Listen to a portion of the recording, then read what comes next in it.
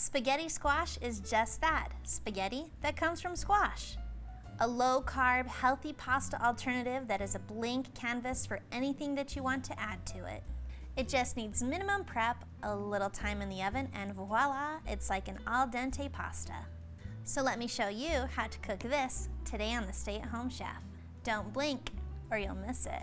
To start, we're gonna preheat our oven to 400 degrees Fahrenheit and line a baking sheet with parchment paper.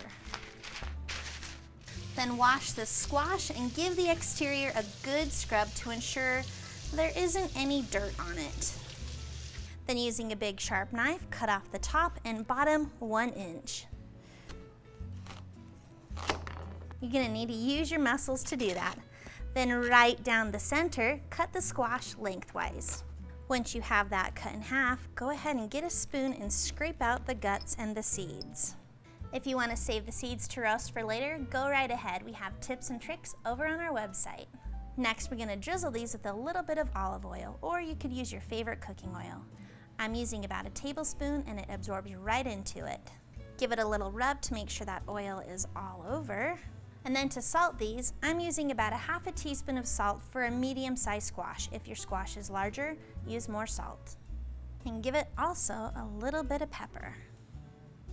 If you wanted to add your favorite herb or seasoning to this, go for it. I like simple salt and pepper because it keeps it very versatile for adding additional ingredients to it later on. Now take your squash and lay it cut side down on that baking sheet. And I like to lay these cut side down so that that moisture doesn't pool and make these soggy. Then take a fork and pierce the outer rind of that squash. Go ahead and just kind of rock it back and forth. And now they're ready for the oven. But if you want to try this in your air fryer, we have all those instructions over on the website. Go ahead and pop these in your preheated oven where they're going to bake for 40 to 50 minutes. Each oven will vary with how it holds its heat, and each squash is going to vary in size.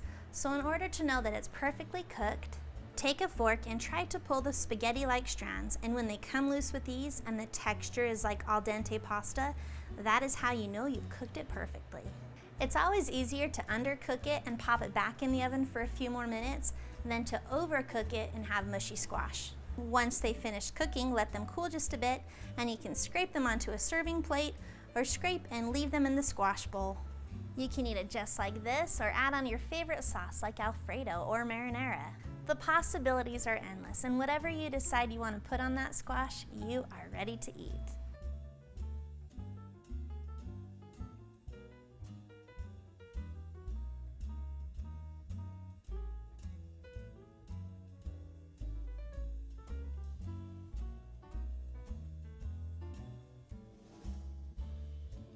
Thanks for watching. You can find the full written recipe and how-to guide in the video description below. Be sure to check out thestayatHomeChef.com where you can find hundreds of restaurant quality recipes you can easily make at home. We'll see you later.